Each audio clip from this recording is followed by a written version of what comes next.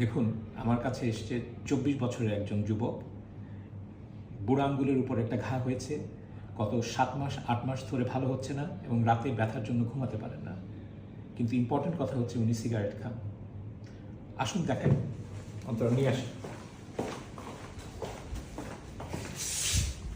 এইটা হচ্ছে ওনার এনজিওগ্রাম।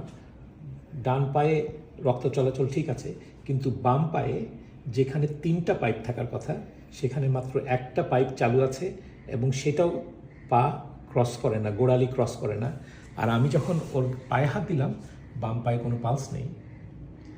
যদি সিগারেট না ছাড়ে তাহলে যেটা আছে সেটাও বন্ধ হয়ে যাবে এবং খুব শিগগিরই তাকে পা হারাতে হবে। এটা তো হতে পারে না। একটা 24 বছরের যুবকের যদি এরকম অবস্থা হয়, তার বাকি জীবনটা কী অবস্থা হবে আপনারা সবাই কল্পনা করতে পারেন। এবং একমাত্র কারণ হচ্ছে সিগারেট। অনেক অনেক ধন্যবাদ।